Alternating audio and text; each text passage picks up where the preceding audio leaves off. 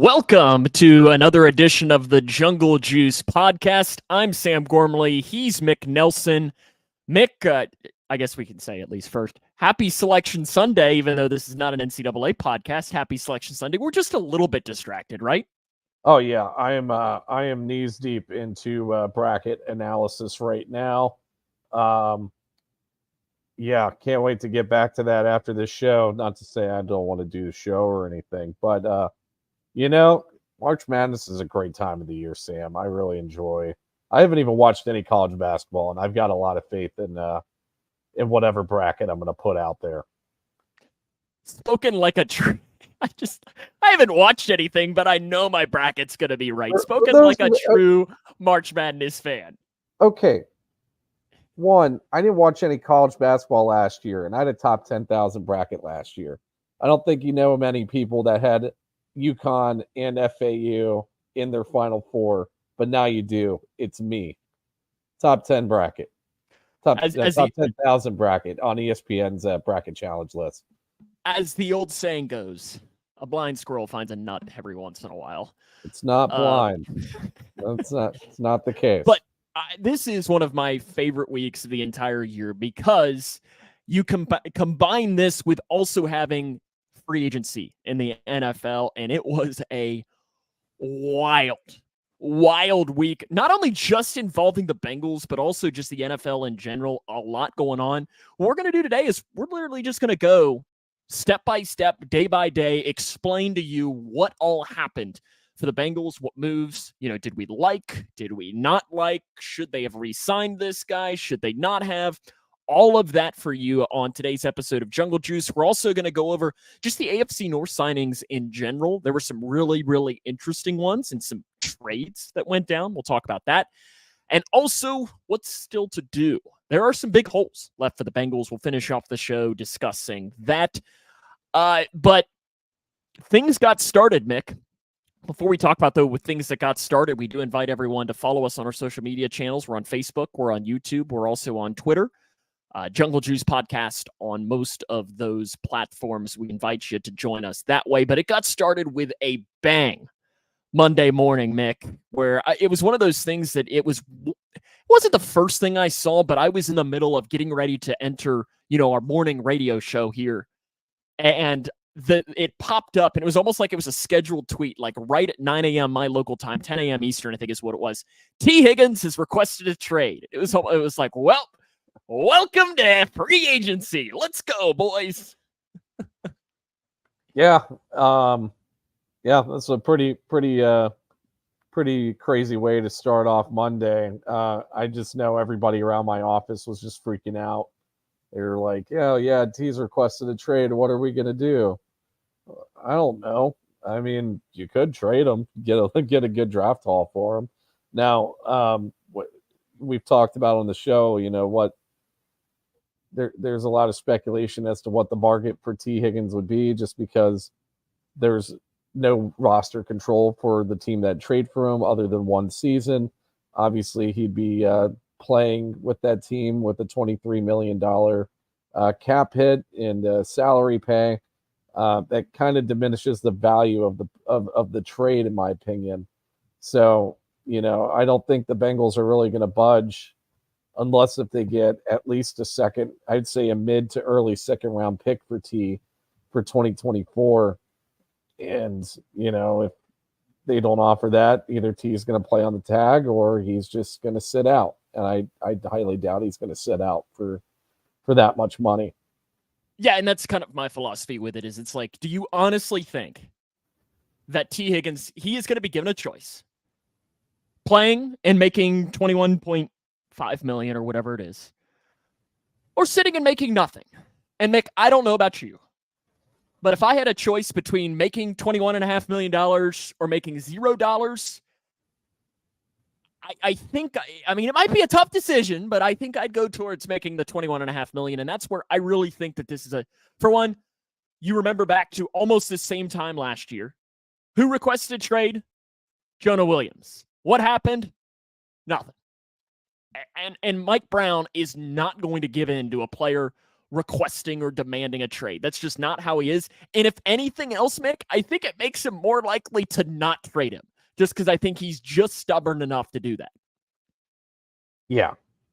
Yeah, I don't. It depends on the offers you get. I don't know what the market for Jonah would have been like. It definitely isn't as good of a market as it could be for T, in terms of what you could get back in a trade.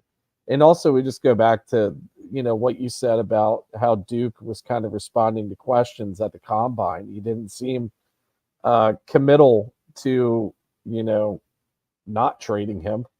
He didn't sound committal to trading him, but he didn't sound committal to not trading him either. So I don't really. It's going to be interesting what they decide to do. If I had to put percentage of likeliness, I'd say there's probably an 80% chance they don't trade him. But long story short, this is the writing on the wall here is that this is going to be T's last season in Cincinnati if he does play here this year. And to me, and I know we've talked about this a couple of times, but I think it's important to at least bring it up again.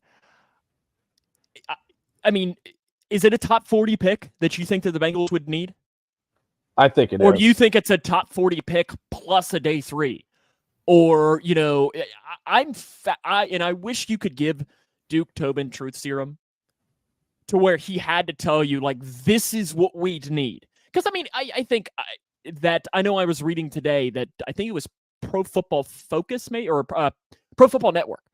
They had a mock draft, and I'm trying to remember the exact details, but it was that they would trade number 18 and T to the Giants for number 6.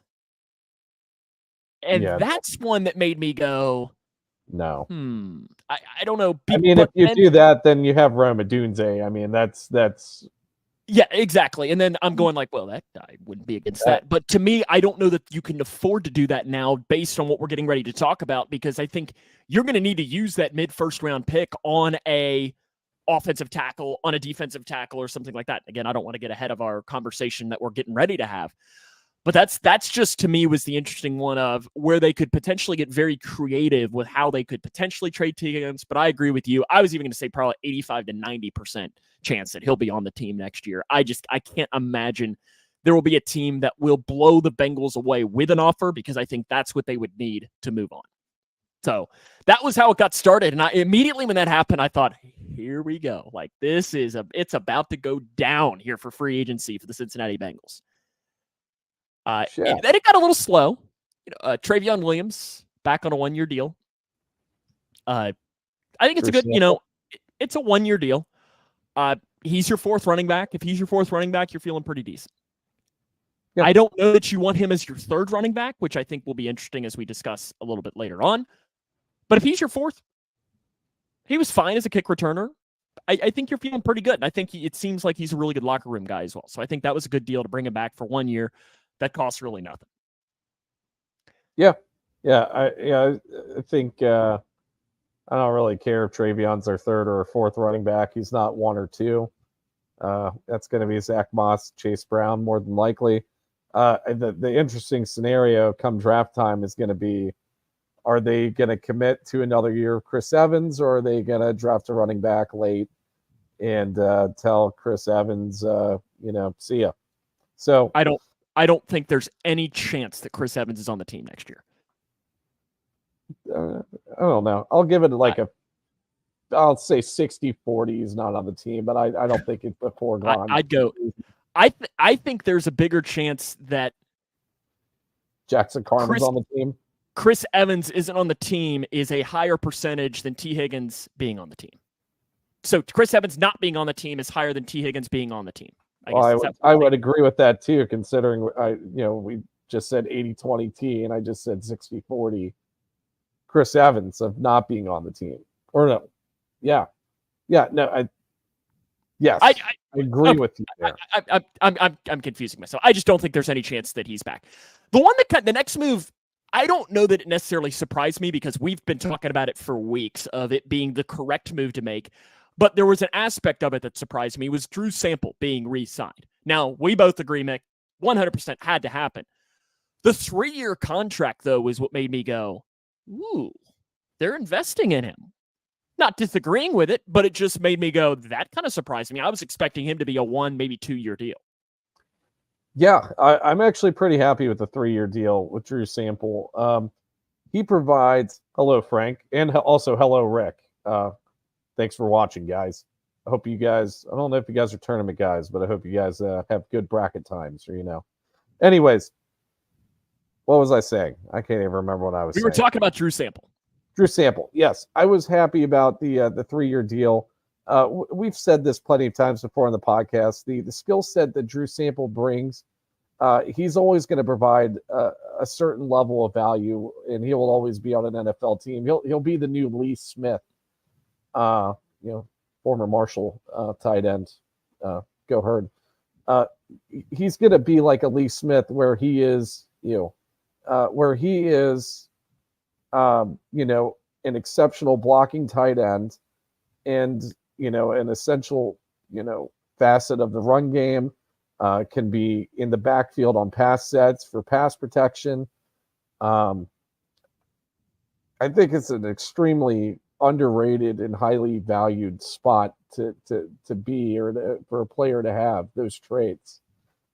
So yeah, I was really happy about the 3-year extension for Drew Sample. Zach Taylor seems to really like the guy. Seems to be a really good locker room guy. I think he made the pass protection look a lot better than what it was last year. So yeah, really happy with it. Then you had your first bang for the Bengals. Geno Stone signs a 2-year deal worth $15 million. He was the guy that I mentioned on Sunday's show of being somebody that I thought that they'd target at the safety. I mean, you look at it, 7 interceptions last year, 0.3 yards allowed per coverage snap. I mean, I think it's a good fit for this Bengals safety room that also got another addition that we'll talk about later on in the show. But I think it's a good fit. He had a great season last year from Baltimore. You're taking away from them. I like it. Yeah. And also let's go back to the bet real quick. If you watched last week, neither of us won the bet, but I will give you some kudos because you did talk about Geno Stone on last week's podcast as a potential ad. And I came that close to making him my guy, and for some reason I decided to go hate him. Yeah, I bet you did. No, I know. I mean, he really was. No, like, because when it came through, I was like, dang it. It's like I should have went with my gut. Yeah. You also mentioned Zach Moss and Mike Gesicki. I think you mentioned both of them last week, right? Mm-hmm. Okay. Well, I did on our offensive show. So, you're not getting any money from me. No, I'm not. You get a little golf clap from me, though. That's almost just as good as financial considerations. So, the Geno Stone signing, I really like it. The one question I'm going to pose to you before I go into, I have a pretty in-depth analysis of Geno Stone and how he compared to Dax Hill and 2022 Jesse Bates, just to give you a reference point on what we're looking at. But the question I'm going to pose to you with the signings of Von Bell and Jesse Bates, or no, not Jesse Bates, and Geno Stone, are the Bengals going to look to trade Dax this offseason or during training camp? I don't know. Because the fact he brought in 2 safeties makes me think they might be looking to move on from Dax. But I don't know. Like, and I know that's been something that's kind of been. I think Paul Dehner brought it up in the last couple of days, and maybe it was on one of his podcasts last week that he brought it up. It would be interesting because I'd be fascinated in what the return would be. If you could get like a similar to a Billy Price trade, which BJ I know Hill? you said it's the greatest trade fleece the Bengals have had probably since 2011 Carson Palmer trade at least. But yeah, then again though, isn't that really the only trades the Bengals have made? They don't trade very often. Other than trading in the draft to trade down. No, I don't even. They've made. Well, they've also traded up to draft Ryan Finley. But then again, they also traded up to draft Cam Taylor-Britt. So at least you feel a little bit better there. Yeah. But yeah, I think there's a very real possibility that they try to trade and get something for Dax Hill. I don't think they were encouraged whatsoever by the way that Dax Hill's coverage game turned out in 2023. And obviously, with these two signings, I think that they might not have any faith in him. Here's the one way I'll say no to this. And this is more just not necessarily saying that I agree with this, but more of just going with the thought process of what the no answer could be. Is in free agency, they've not signed any corners. And there's not much depth at outside corner there, especially if Cam Taylor-Britt or if DJ Turner, and how much faith do you actually have in DJ Turner? Now, at the same time, do you really have that much faith in Dax Hill playing outside corner? I don't know. I think a lot of it, to me, it would not be a move that you'd see made until after the draft. Because I think a lot of it would have to decide on what the draft would look like for the Bengals. Yeah, and it could very well turn out that Dax could be a decent outside corner. He's just not great at playing center field. I mean, I guess, a key reason why they did draft Dax Hill was his versatility. They thought they could plug him in at safety. They thought he could be a nickelback. Hell, they thought he could even play outside. So maybe, and you do bring up a good point. They haven't signed any corners. We heard they were looking at Kendall Fuller, but he's not coming.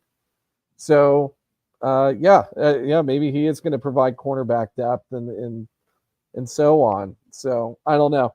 But back to Geno Stone, I've got a few.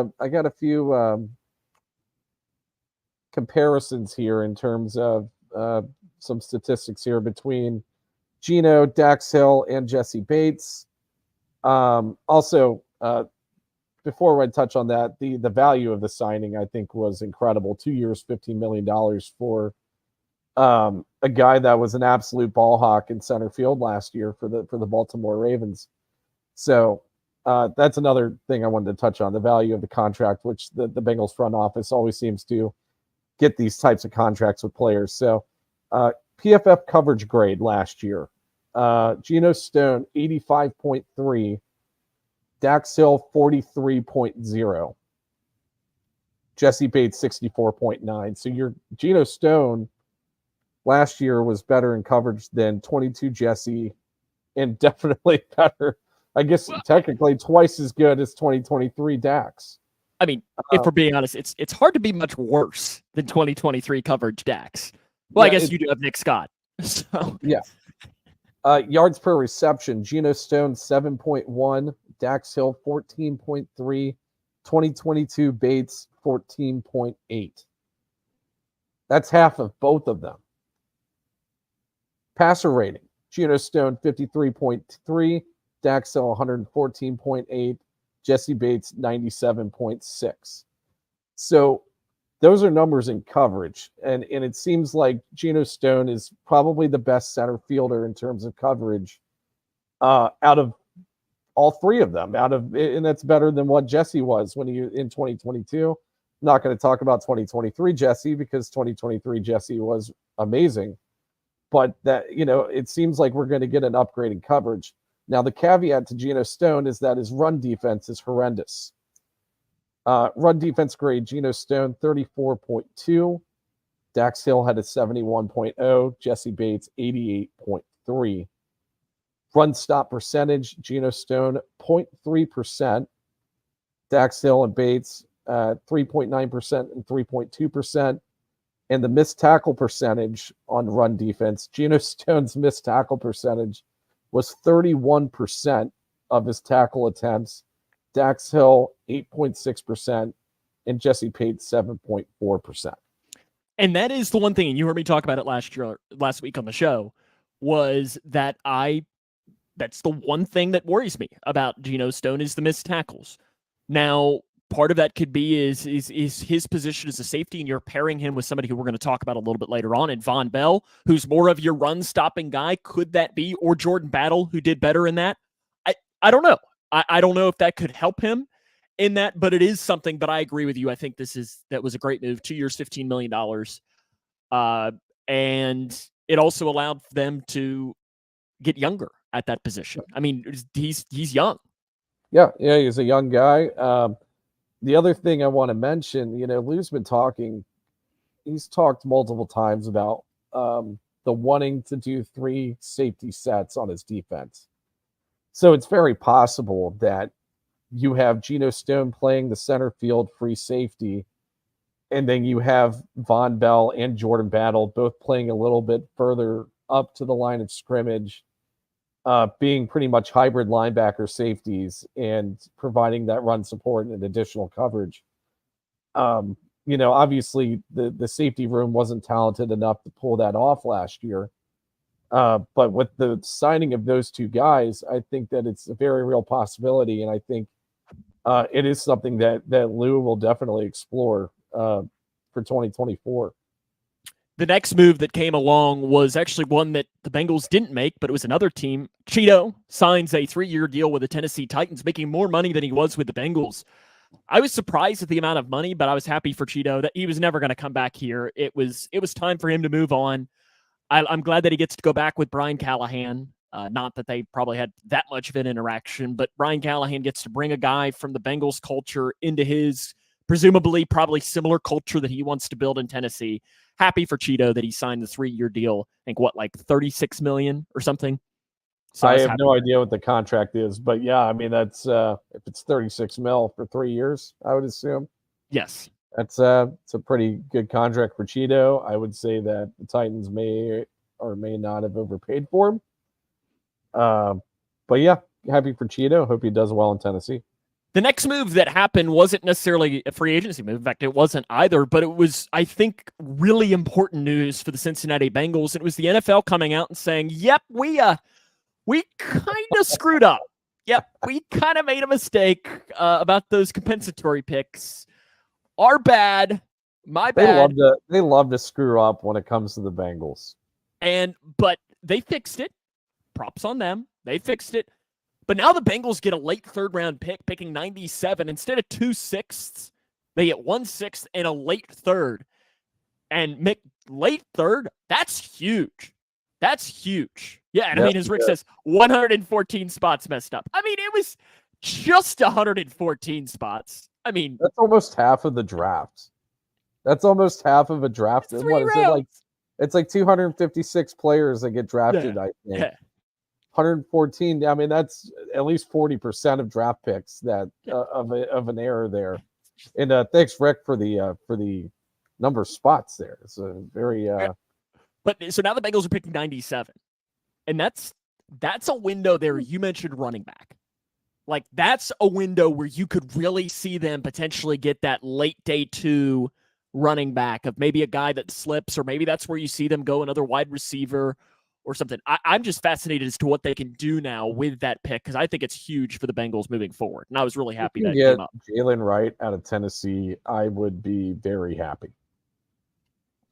We have to draft a Tennessee guy. Dude, Jalen Wright is by far the most explosive, I think, out of every running back this year in the 2024 draft class. And I don't even think it's close. He is. He's good. And you'll never guess what I would say next. That he had a good game against Kentucky. Speaking of running backs, though, the final news of the day came Monday evening, where the Bengals signed Zach Moss, and then about 30 seconds later, the Bengals, and we're just for right now going to say they released Joe Mixon. We're going to come back to what happened in a minute.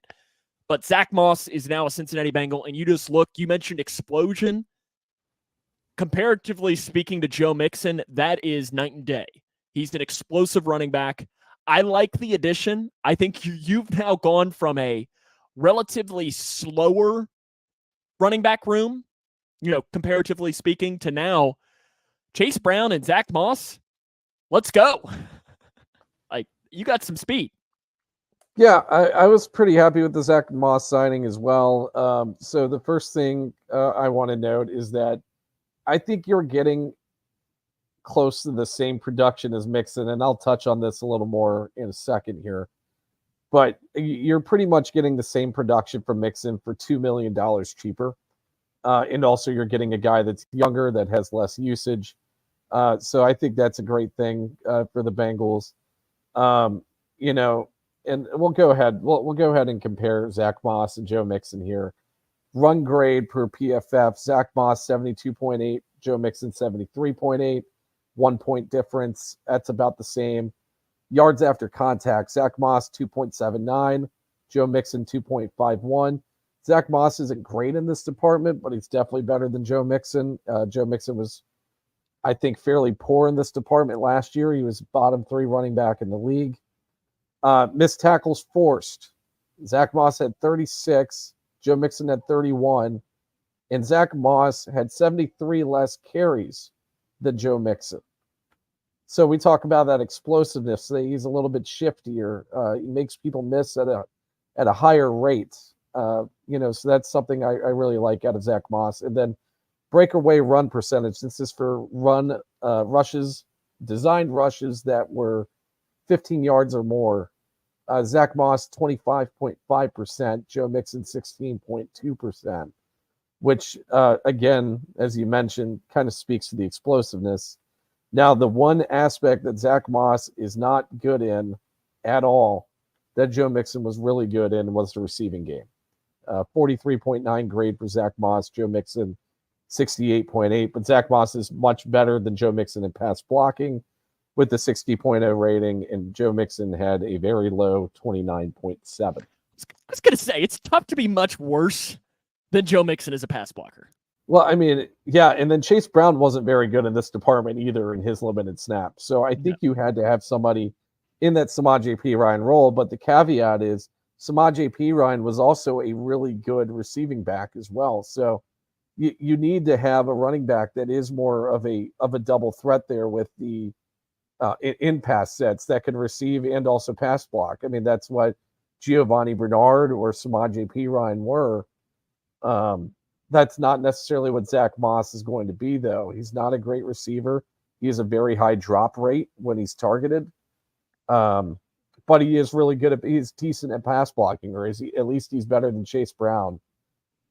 So yeah, I like the signing overall. It's cheaper, it's younger. Like you said, he's more explosive. Now, I will say, and the thing is, he's got a lot less wear on him. Now, he did play 3 years, and he's the all-time leading rusher at his college, Mick, which is, I got to put you on the spot here right off the bat. Buffalo? No. Utah. Oh, there you go. I had to put you on the spot there to open it up, but I usually get these. I know, and that's why I had to put it. What about Geno Stone? You got him? Iowa State. Oh, so close. Iowa. Yeah. He was a 7th round pick, I saw. I didn't know he was that late of a draft pick. Oh, see, I thought he was an undrafted guy. No, but it said like 7th round something, yeah. Which is pretty much undrafted. Like, I mean, it's like in the once you're in the 7th. I heard nowadays people like preferred, like I heard agents will call to teams and say, don't pick me in the 7th round, or don't pick our guy in the 7th round. We'd rather just test out the undrafted free agency market instead. Yeah, because then you can pick your spot.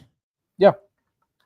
On Tuesday, we move to the second day of free agency. It opens it up with Mick's favorite tight end, Mike Gesicki, signing with the Bengals.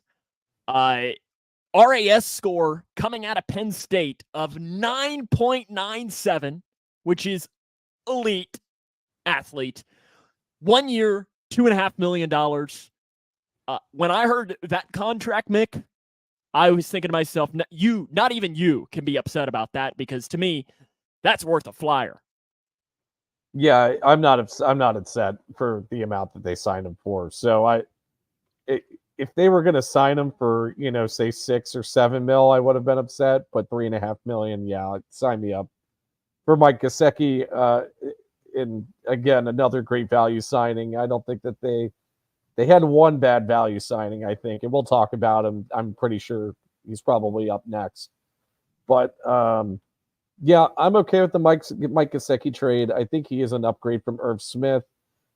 He lines out wide, a decent amount of his snaps, which is something the Bengals like to have with their tight ends, especially when they like to do 5 wide sets. Comparisons. I've got comparisons between Gesicki, 2023 Irv Smith, and 2022 Hayden Hurst. Don't you have to actually have catches to be able to compare to? We got Irv we Smith got a had what, few. 18 of them? Was that how many it He was? didn't have a lot of them. I can tell you that. But okay, so Geisicki receiving grade last year 58.3, Irv Smith 42.8, And you got to 2022. let's can I just to interrupt you? Sorry, who was Gesicki's quarterback last year? You stole the words right out of my mouth, Yeah. Sam. I was about to kind of touch on Listen, the and fact I that love my guy Bailey Zappi. But he also had Mac Jones. I mean, and Bailey's happy. listen, Bailey Zappi is the leading college passer in a single season of all time in college football. So don't you dare slander his name. Go Tops. But still, go on. Yeah. So yeah, you stole the words right out of my mouth. Gesicki was a part of a completely dysfunctional offense last year. So the numbers are going to be a little skewed by that. But to just go on with the comparison, yards per route ran, Geisicki last year 0.72, Irv Smith 0.51, Hayden Hurst 1.15.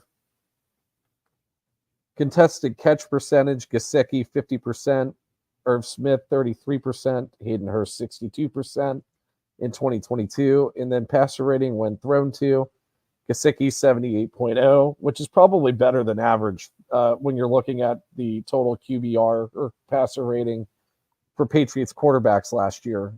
Irv Smith 75.0, Hurst in 22, 1 and 2.0. And we already know the caveat with Mike Gesicki is that he is absolutely terrible in run blocking. I'm not even going to discuss it. It is kind of sad how bad he is at run blocking, but that's what you have Drew Sample for, I guess. But as he even brought up and he brought this up in his press conferences, that he's not been given a lot of opportunities to do it because he's very rarely lined up in a true run blocking scenario of being like your offset tight end. Usually he's out wide as almost an extra slot receiver, to where as that was what he kind of brought up as to his point, because that was something they asked him in the press conference. Well, since he's on the team, I'm going to buy into that excuse, and I expect to see really good run blocking from him this year. There you go. But just given the numbers here, I think he could be a prime candidate to be a Hayden Hurst type of breakout where he has a decent amount of production at tight end. Obviously, he has the frame that we're looking for compared to Irv Smith last year. You've heard me complain pretty much on every podcast episode. I didn't like the Irv Smith signing because his frame is too small and he's not like the typical security blanket type of tight end. You didn't like the Irv Smith signing?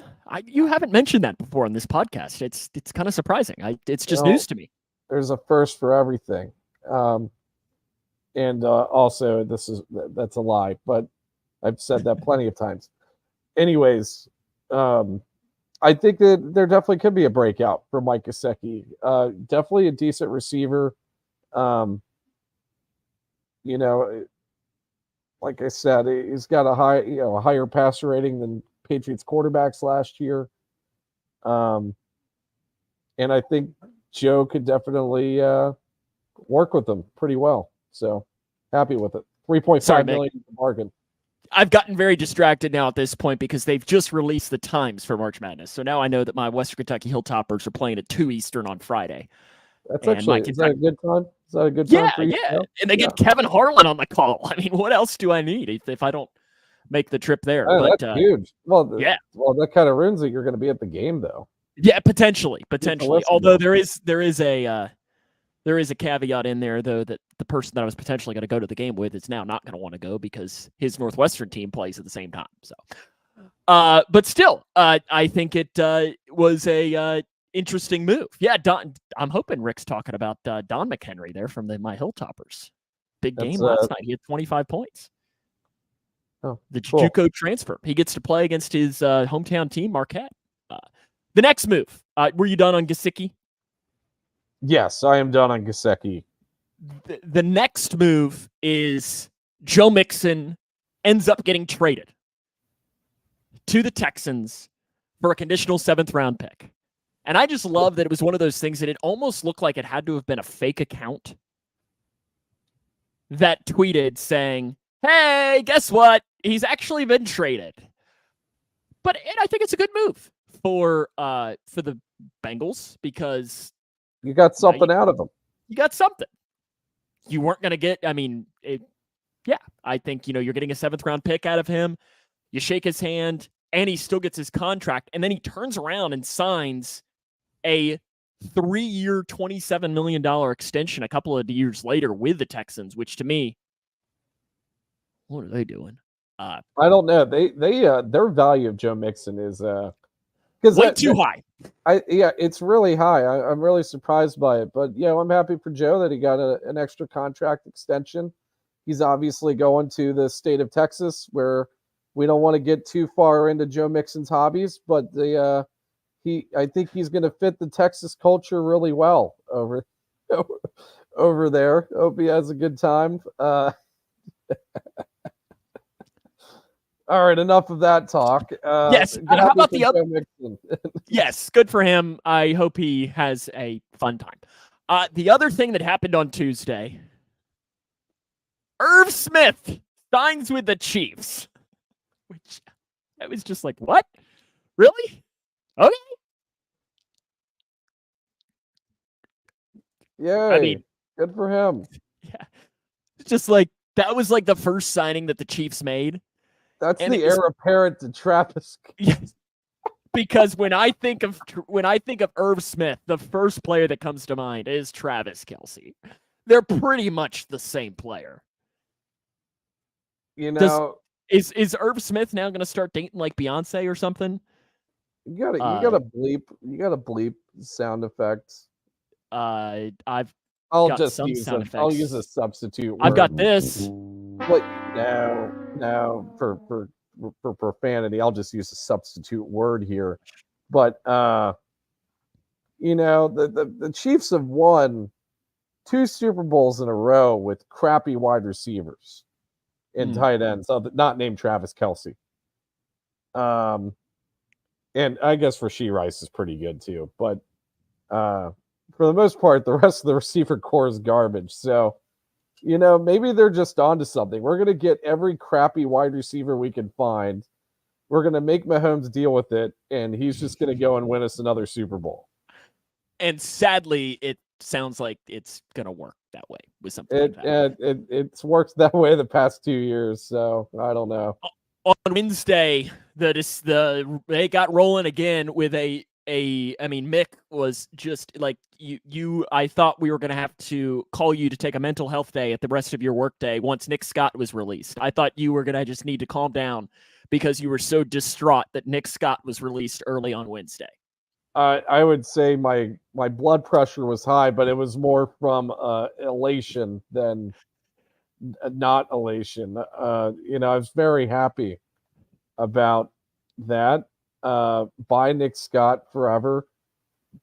I wish I could say thank you for your services, but I'm not going to do that. What does Christoph Waltz say in Django? He says something along the lines like, I would say Auf Wiedersehen, but Auf Wiedersehen in English means I'll see you again. But to you, sir, I'm going to say a simple goodbye. Bye, Nick Scott. There you go. I don't know that anything else really needs to be said. The next signing of the day was by the Arizona Cardinals. They signed Jonah Williams. I don't know that this necessarily, Bengals weren't going to re-sign him. He's another guy that I think you shake his hand, you say, thanks, Jonah, for 5 years. Good luck blocking Kyler Murray or whoever. I'm never going to run into that guy in Target again. No. Never in fact, see that man again. For the final time, Mick, on the podcast, are you ready? For the final time on Jungle Juice. Until the Bengals play Arizona again. In 3 years. And Jonah Williams at Target 2 years ago. There you go. For the final time on this podcast, I feel like we need... I've got related in that pick. Our hair's kind of similar. I was hoping that was going to be a sadder song. There you go. Playing Jonah Williams off into the dust. Do we have the rights to See You Again by Charlie Puth and Wiz Khalifa? No, we do not. We do not have the rights to that. I don't have the money for that. But good luck, Jonah. That's pretty much, I think, what we will say. Okay, going forward, we need to buy the rights to that song and do like an in memoriam for Bengals that leave. We'll start doing that next year. Yeah, I don't think you realize how much the cost of those will be. So, Does it really cost a lot to buy rights to like one song? Well, you can't necessarily buy the rights to just one song. And then also the biggest thing for us is since we stream on social media platforms, we would get flagged, and then we have to fight them saying we do have rights for it. And then it's by that point, it's not even worth. So we have the chance of getting blocked and so on. And the A double dollar signs. I'll be interested to see if Jonah Williams does start at left tackle for the Cardinals. I know they have Paris Johnson. Yeah, do you know where he was primarily playing last year? I think I don't know. This might shock you, Mick, but I'm not an expert on the Arizona Cardinals offensive line. All right, I'll look it up myself. Yeah, I've got nothing. Absolutely nothing on the Arizona Cardinals. But good luck, Jonah, because the final thing that happened on Wednesday, Sheldon Rankins signed by the Cincinnati Bengals, 2 years, $26 million. The Bengals have tried to sign him a couple of times in free agency, but I think after he had 3 sacks against them earlier this year when he played for the Texans, they're like, yeah, we're done with you hurting us. So now he's paired and being kind of the two-headed monster alongside BJ Hill on that defensive line. And Mick, from what it sounds like, is this the guy you're going to start hating because of the value? I'm not going to hate it. I'm not the biggest fan of the signing, but I'm not like, it's not like a Nick Scott signing where I'm like, this is the stupidest contract like they could have done. It's just, it doesn't fit the Bengals MO of wanting a younger interior defensive lineman. 2, Sheldon Rankins isn't a nose tackle, so I don't know how we can really replace Reeder when he doesn't. I mean, he's another 3-tech. He's not necessarily a run-stuffing nose tackle. He actually graded poor in that last year. Now, in prior years, he's graded fairly okay, and I'll give you an in-depth analysis here soon. But to me, what this is Larry Ogunjobi and BJ Hill. You're trying to recreate that. That's when BJ Hill was at his best, when he did not have to be the main guy. So are they going to just go all in on T'Vondre Sweat in round 1? That would be a very that would be considered a reach. I think let's come back to that at the end of the show when we talk about what's next. Because let's go into Sheldon Rankins right now. Okay, fine. So I do have him compared to Reeder in this analysis just because somebody's going to have to replace Reeder. Now, if they get T'Vondre Sweat, which we'll talk about later, that'll be the case. Now, I do like your point. Are they going to try to recreate Larry Ogunjobi and BJ Hill? Maybe they do. I don't know if they want to do that with 2 older guys. I also would think they might want to get younger at the 3-tech position as well. But I mean, he's had a decent amount of success in the NFL. I think he's a good bridge starter, potential depth piece. He's a well-rounded pass rusher, and in seasons that weren't last year, he's been pretty solid in run defense. Last year was putrid in run defending with the Texans. Don't know if that was a scheme thing.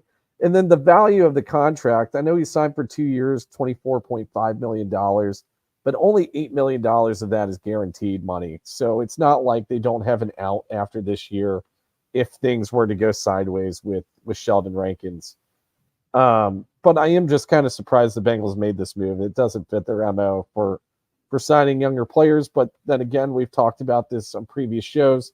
This year's defensive tackle market, I think, wasn't good for younger.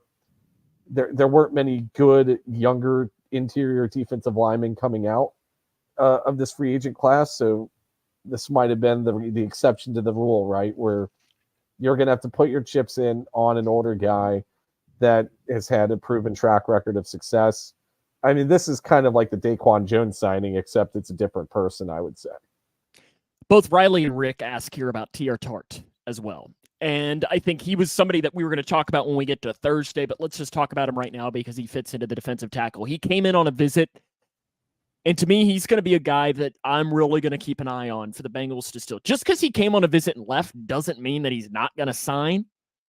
But you're looking at a nose tackle. The Bengals are almost in a position where they're almost going to have to sign him. Like either that or they're going to have to reach on T'Vondre Sweat at pick 18 because I don't think he's around at pick 50 or 49 or wherever we're at in the second round.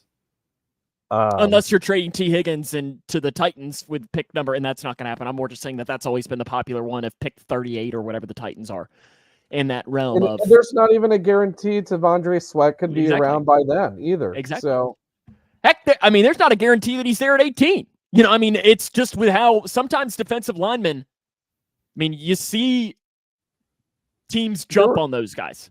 They are a position of high value. Because they're a dime a dozen. There's not a lot of them coming out in each draft class.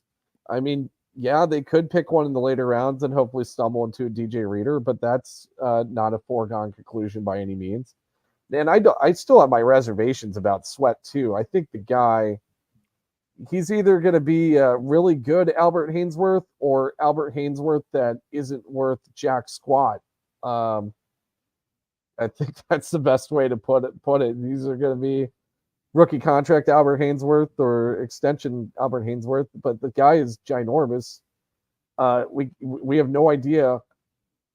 He didn't really participate in any combine drills, I don't think. Did he? I don't think he did. I don't know, but still, he could be a guy that we'll talk about. I mean, we've got a month and a half to talk about Sweat and so on. Talk about that defensive. Season.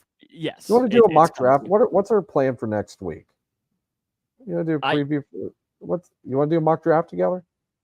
We can figure out something along the lines of that. Who knows, too, but this week we could have more free agency to discuss, too. You never really know what could come up. Riley, I do like Braden Fisk, by the way, but he's also another 3-tech. You need a nose tackle. Let's go to Thursday here.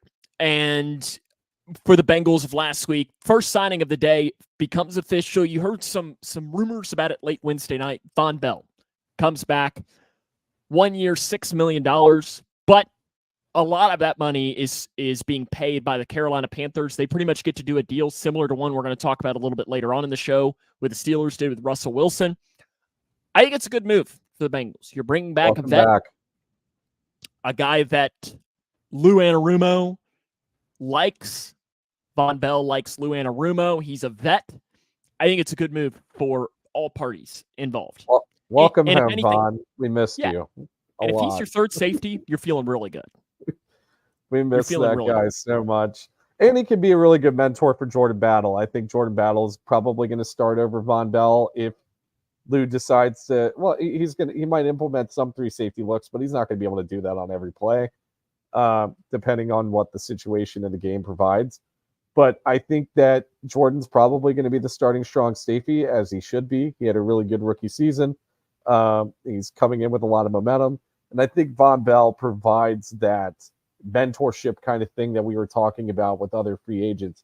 Because we were kind of talking about, you were wanting to be the devil's advocate for one of the position groups when we were talking, I think last week, where we were like, would they bring in an older guy to provide a mentorship kind of role? And I don't think they would have done that if it wasn't Von Bell coming available from the Carolina Panthers. So really happy about it. And I loved his little presser moment that he had when he came back. Really where he said, that Lou was like, "What are we doing? What are we doing? You back?" Which is really good. I'm happy to have Von Bell back. Speaking of those press conferences, Geno Stone, Mike Geisicki too, is from what it sounds like is how he says that you can really say it however, but he said it Geisicki, which I'm gonna have to get used to. At least that's how I think he said it. And Zach Moss all met with the media. I watched those. I kind of had them on in the background while I was working on Thursday, just because I always like listening those. Rick, I think Eric Armstead signed in with the Jaguars, by the way. I think you're right. I think I saw something on that today. I think I can hit that up with a Google here while we're talking. But I was very impressed with those guys. Yes, he is with the Jaguars now. Armstead is. I liked Geisicki. He seemed like he's a guy. And the thing that stood out the most to me was that he said that the Bengals was the place he wanted to be. Like he pretty much said that and again, I realize that this is what a free agent is going to say, but it seemed very genuine that he told his wife apparently that the minute that the season was over that he wanted to play with Joe Burrow. Well, there's this reputation that the Bengals have with Joe Burrow, that they can revitalize the careers of broken NFL tight ends that once showed a lot of promise. And I would think that is probably the and then there's Irv mindset that Mike Smith. Gesicki had. And then there's Irv Smith, which You can't you save know, him. well, Irv's, I don't know. Maybe Mahomes will save him. I was gonna say that he's. How does he keep like he he goes from no one wants him, so he signs with Burrow, and now he's playing with Mahomes, arguably two of the best quarterbacks in the end. I mean, he can't get much better. Is Brady going to come out of retirement just to play with Irv Smith and try and fix him if it doesn't work? Like that. I don't know who the last person. Yeah, maybe that would be the last person that would have to come out and do it. If he can't fix him, no one can. I don't know. Here's the thing. It's not like Mahomes fixes his wide receivers, though, No. right? Like, no, he doesn't. They still play like garbage even when he is the quarterback. Like, so I don't know if Mahomes is going to be able to fix Irv Smith. I don't know. The next signing on Thursday was one that, and I kind of agree with what Rick says. He's unfixable. I think you're right, Rick. I think you're right. Was DJ Reader signing with the Detroit Lions? I think this writing was on the wall. I felt like for the Bengals to sign him, it was going to be like a post-draft signing. Which I think it's asinine. I'm sorry. That's a team was going to jump on DJ this week. Yeah, and they. But I think I'm meaning more of that's when I thought that the Bengals would have pulled the plug, like when they would have been really in on it. And supposedly they were interested. I don't really know how interested they actually were, but good luck to DJ. I hope he kills it there in Detroit. I hope he can stay healthy and come back from that injury and play the way he should. I totally agree with that statement. I love DJ Reader. He has been the most important player on the defense when healthy. So I really hope he comes back with Detroit and plays really well.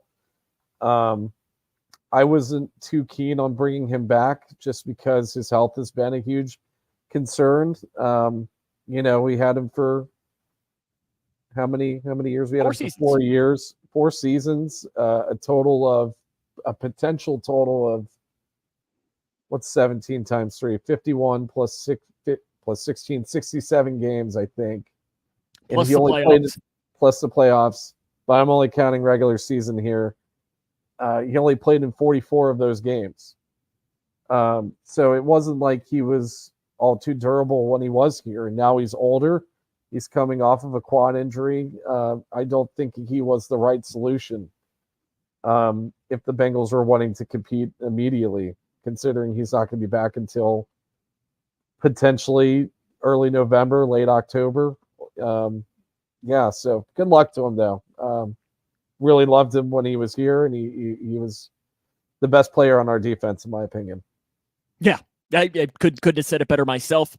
On Thursday, Tier Tart, we mentioned him just a few moments ago, and Mekhi Becton came in on a visit. They got to go to Jeff Ruby's. Yeah. Clearly, it wasn't good enough for them to sign right away, or maybe, and you never know with those. Did the Bengals offer? What was it? Becton's an interesting case, and I think I kind of want to. I think some people, when they read that name, they're like, "What? They're going to have him to be the signing?" To me, Mekhi Are we Becton, shouting out Alex Schubert here? Potentially, we can say that. It's not, but it's more of just he is your guy that, and then you're drafting J.C. Latham, just as an example, in the first round. And he's your insurance in case J.C. Latham sucks or isn't ready. Or if you're drafting Amarius Mims, gives Mims an insurance policy. It's the same thing as if they would have signed a Luminor. He is an insurance policy. And that's what it is for Becton. You never know. Maybe Becton comes in and he just needed a change of scenery. He's back with Frank Pollock. Maybe that fixes him. If they announce tomorrow that they sign Mekhi Becton, I'm going to be okay, more just because I think they need somebody. But I don't understand the fan outrage towards a guy like that, because they're not signing him to be Orlando Brown. They're not signing him to guarantee him to be the starting right tackle. They would sign him to come in and compete and to have an insurance policy, which is the Bengals learned in the playoffs. You can never have too many offensive linemen. To me, it's like a bullpen in baseball. You can never have too many bullpen arms.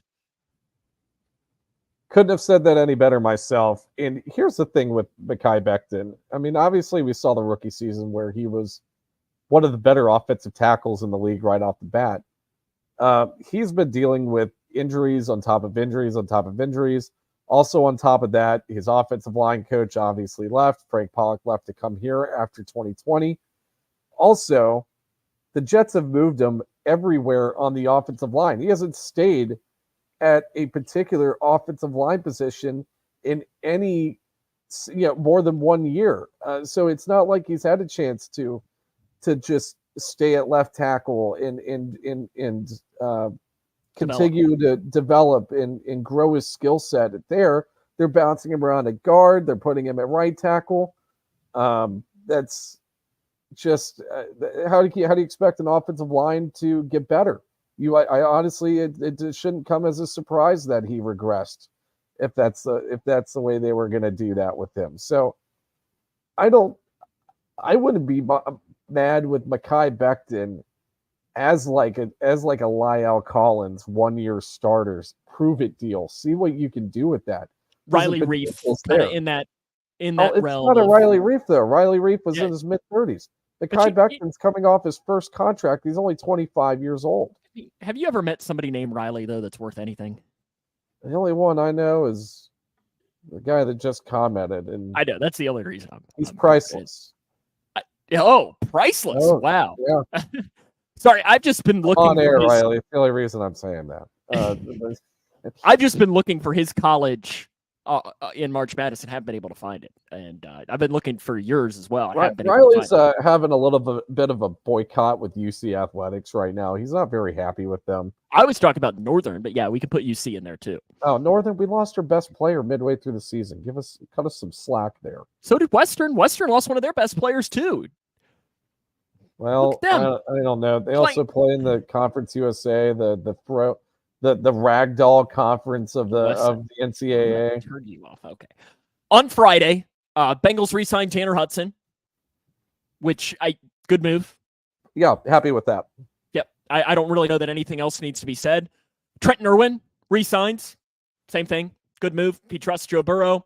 I know we had mentioned and we talked, I guess it was 2 weeks ago, that could be a potential that we could see some competition and you could still see a draft pick compete with him to be wide receiver 4.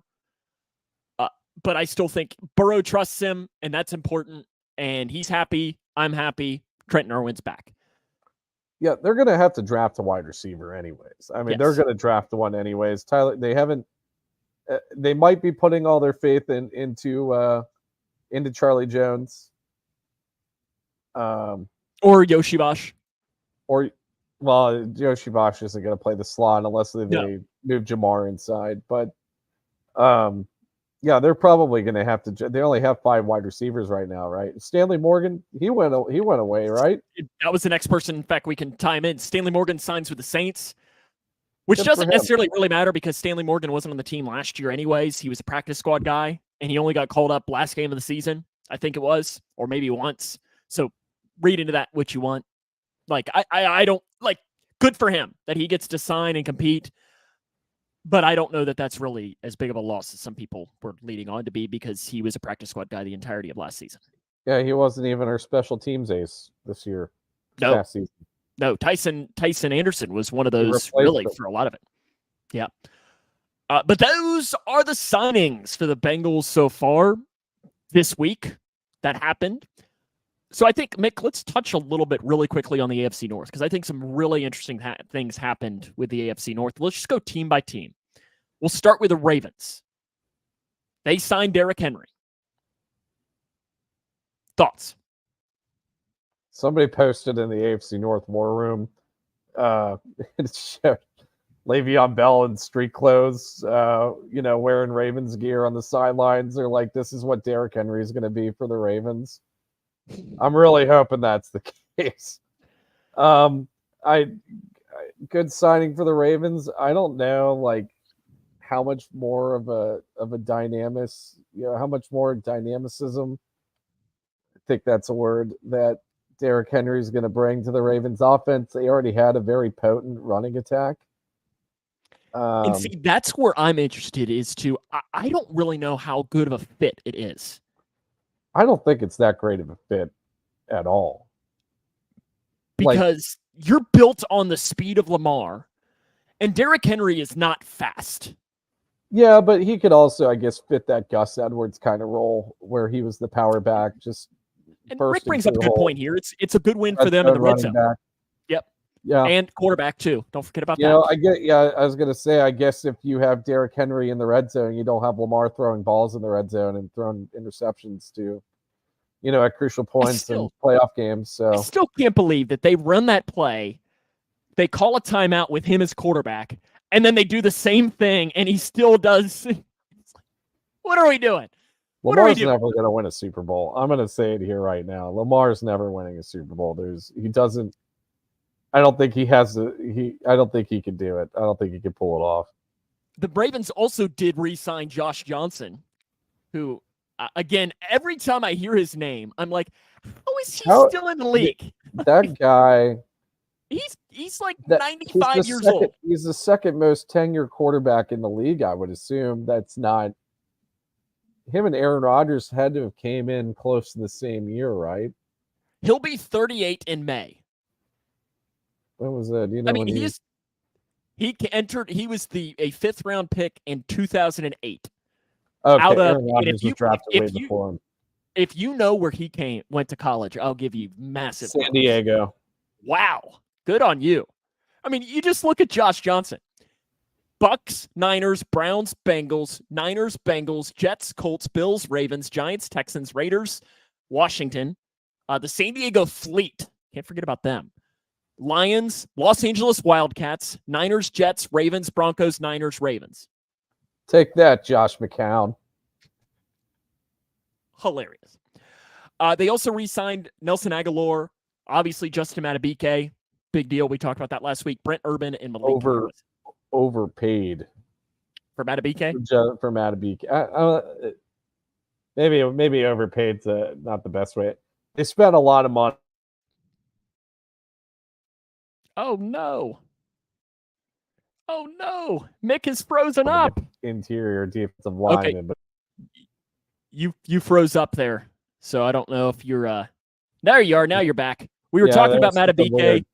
I don't know if Harbaugh got upset at you talking crap about him and took a shot at your internet, but you want to try what were you saying about Madubuike? Do dirty bird tricks. So I don't know. Yeah, it seems like they kind of overpaid for Madubuike, but maybe that's just what the market's going to be for interior defensive linemen that are really good or decent. Browns additions: Jameis Winston, Jerry Jeudy, Devin Bush, Jordan Hicks. They re-signed Troutman and Zadarius Smith. They paid Jameis Winston quite a bit of money, like 1 year, $8 million, to be their backup, which I found very interesting. I don't really know that Jerry Jeudy is that much of a difference, but it's interesting along the lines of that, and I think Mick has left us again. Now you're good. Are you there? My internet went out for a second. It says recording error on my end. You're fine. Don't worry about it. We're good. We're recording still. We're good. Sorry about that, guys. We were just talking about Jameis Winston to the Browns. That's been really their biggest signing. Isn't that a really interesting quarterback room? You have two reported, I don't know what the best way to put it here. Two reported, if you don't know what I'm talking about, just figure it out. But interesting quarterback room. I think DTR needs to get the hell out of there. Internet is overrated too, like Leroy says. It's very overrated. Leroy, I'll respond to your message too after the show here when we're done talking. But I think now we move to the Steelers, which I think where we got to talk. Leroy's here. Hello, Leroy. Yes. Steelers. Russell Wilson and Justin Fields, and they trade Kenny Pickett. It's the perfect timing for Leroy to pop in. Leroy, as our resident Bears fan. Ryan Poles is Omar's BITCH. How does it feel that your GM is getting owned by Omar? They trade Justin Fields for a conditional 6. They can be up to a 4th. Steelers country, let's weld. I'm like, I don't even know. I guess he's jumping on the Houday train now. For me, and then they also signed Patrick Queen. And then they acquired Dante Jackson for Deontay Jackson, which just makes me crack up. But let's start with the quarterbacks, because I think it's important for us to discuss this, Mick. Russell Wilson and Justin Fields.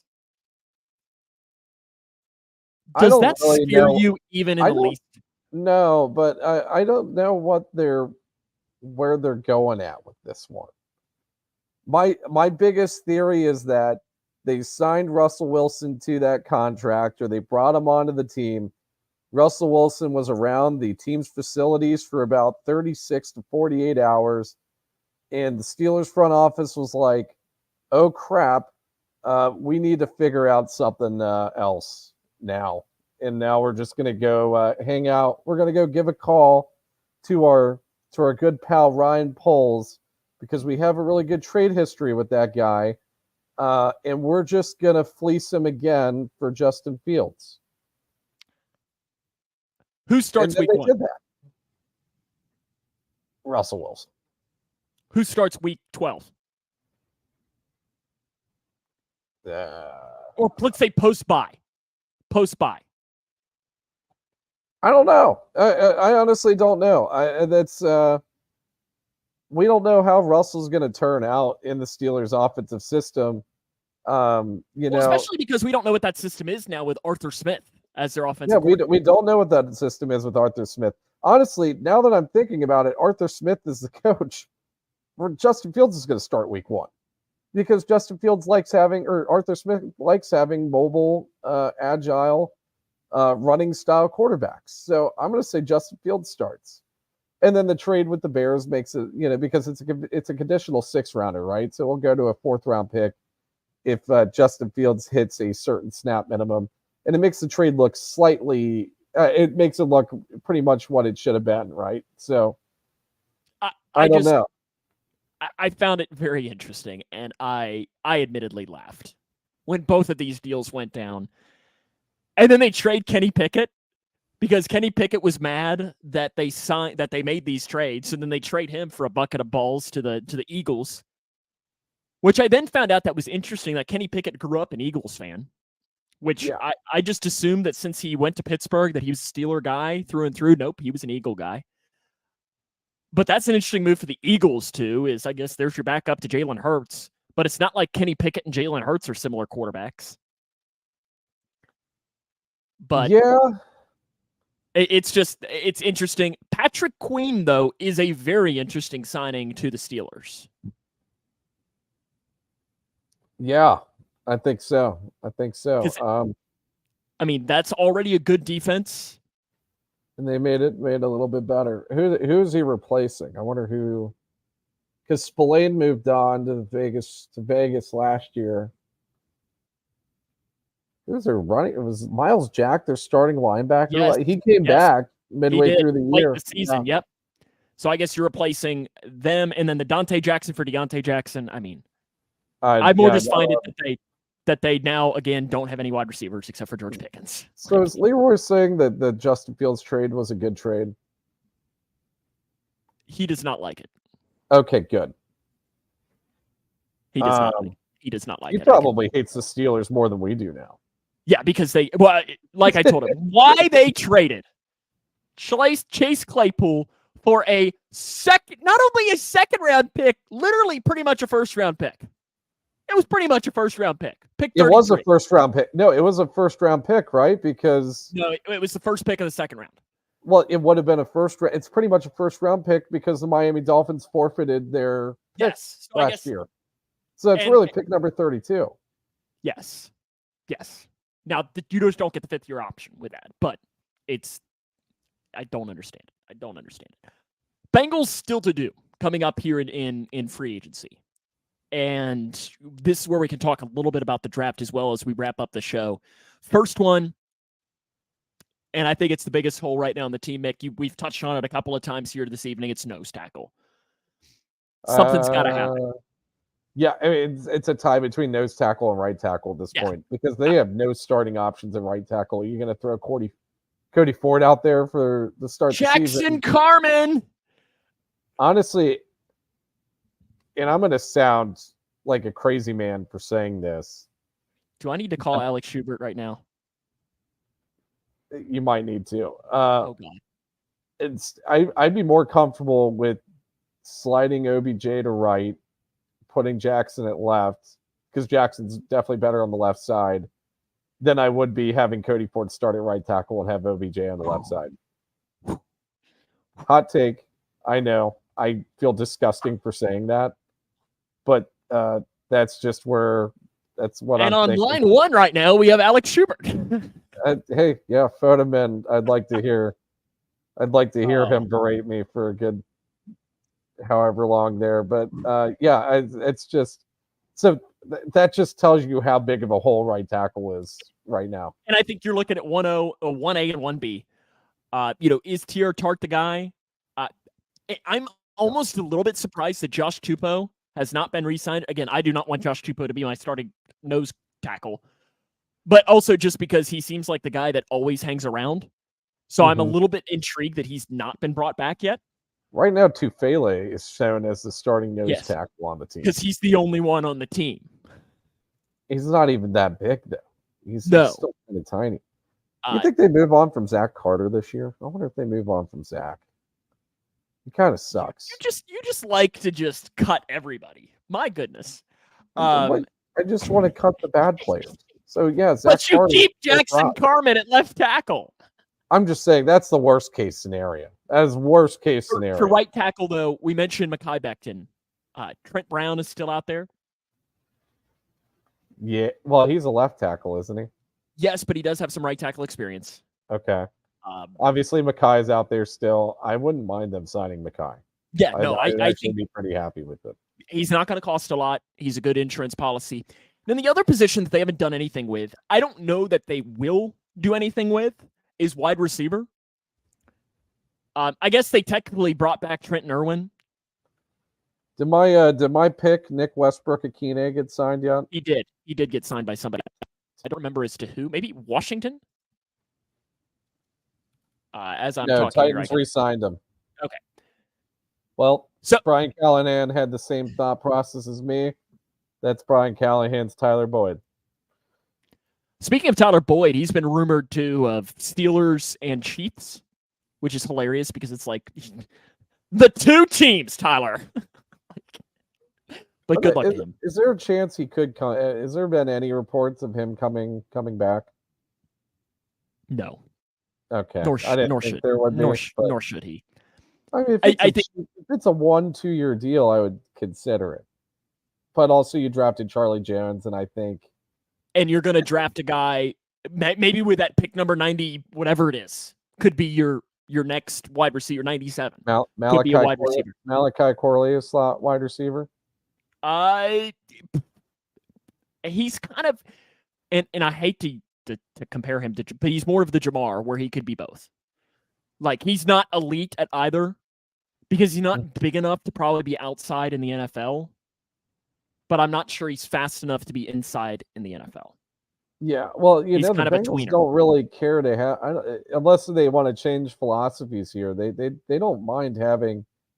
Tyler Boyd wasn't a blazing runner by any means, but he had good length. They like having a taller slot receiver. I think that's why they drafted Charlie Jones, because it wasn't like Charlie Jones is insanely fast, but he provides pretty good length and is a really good athlete. But yeah, I don't know if Malachi Corley would fit the bill there. I don't know, but it'll be something that'll be very interesting to watch. But regardless, free agency has gone on wild over these last couple of weeks. I've enjoyed getting to watch all of it as well. But I think it's a good place for us to wrap us up for the show. Do you have any parting thoughts or any other points that you want to make as we close up our free agency recap episode number 1? Only thoughts are good luck filling out your brackets. Thanks for watching, Rick. We love having your participation here. And Rick, I agree with you. McNeese State, they're good. We'll wait. Yep, we'll wait. You got to watch out for them. They're a wild card. watch it. But I agree with you, Rick. We always appreciate you locking in and watching with us. I hope the Hilltoppers lose. I hate them. And we appreciate everybody for tuning in to today's show of Jungle Juice. Are you going to be nice now? No. Who day? Let's wrap it up. We'll see you next week. All week. right. Thanks for watching, guys. Who day? Who day?